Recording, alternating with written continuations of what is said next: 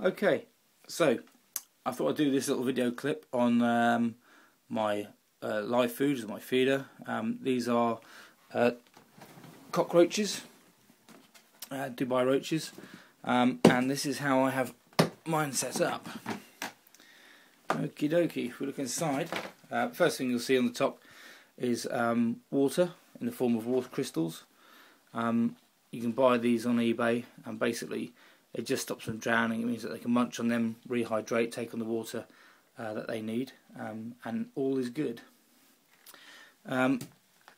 Next I have some food. Basically this is Cheerios or similar cereal, basically ground up in a blender, and I mix that in with, you can see little bits there of fish food and other sort of crumb type foodstuffs, not high in fat, I hasten to add. You can also see inside there you've got fresh vegetables and fruit. Basically I like to use the citrus fruit, not lemon, it's a bit too acidic for them, but certainly oranges and satsumas and the like. Now people do this in different ways, and I suppose there's no right or wrong way of doing it, but personally when I put my egg boxes in, I stagger them, so you'll have one this way and then one that way. You can see they're doing quite well, and then next one down, and so on and so forth. And the reason I do that is if you have them all the same way, what happens is they link up quite nicely, which means it's bad news for the roaches because they get squished between the gaps. So if they were like so, let me just show you. If they were like so, and I put it like this, you can see it fits nicely, but there's roaches trapped in there now, so they're going to perish. So not good. So personally, I put mine on the side like that. Oh, I've got an escapee. Let's try and get him back. So bear with me. The males on these guys have wings. Now this is a male. You can see he's got the wings. They're pretty much expendable. I use those as feeders. Females, there's a female. Basically, they don't have wings, and they're the ones that we use, obviously, to breed or reproduce. Now, personally, what I do, I have a heater there. I don't know if you can see it. I'll try and get the light on there.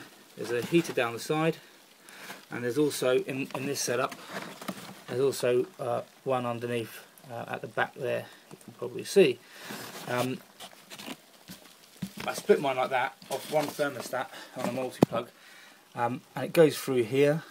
That's taped up like you wouldn't believe. Obviously I don't want these guys escaping and running around the house doing their thing, so I've got to be very careful. Now obviously in there, again I'll try and show you underneath, there is a probe, and that just keeps the temperature sensible. Basically you could run these heat mats without a probe, but obviously you've got cardboard on top, may use your fire hazard, and not advisable, really not advisable. So I always make sure I've got a probe in there, and that's linked up at the back here to a multi-socket and a mat stack. And that's it really. Like I said, this here is there to stop them escaping, and there's some on the outside as well. Underneath that, what you can't see is there's also aquarium sealant. Basically overkill with security. You don't want these guys getting out. They probably won't be able to reproduce very well because they need high temperatures. However, do you want to take the chance? If they find somewhere nice and warm in your house, they're going to be multiplying like crazy, and you're going to have an infestation. So it's very important that you overdo the security, in my mind. You don't want these guys escaping, to say the least. The lid, you can see here, just bear with me, knocking half the snake hooks down there. What I've done here, I've just cut out a big hole, and I've used a mesh. You need to use the right type of mesh. This is a I can't remember what to call it now, but it's a strengthened mesh, and it means that these guys can't chew through it. And then what I've done around here, all the way around. This is just from a hot glue gun, and I've squished it all down so there's absolutely no holes. They do need quite a bit of ventilation. So that's the setup. Just bear with me 2 seconds. That's one last thing that might be a good hint for you. As you can see, that's to allow ventilation, and what I do is I put another egg box there just so it's nice and dark for them. Cockroaches like the dark, makes them feel secure, makes them breed. Lots of babies means lots of food for the tarantulas, which are all housed up here.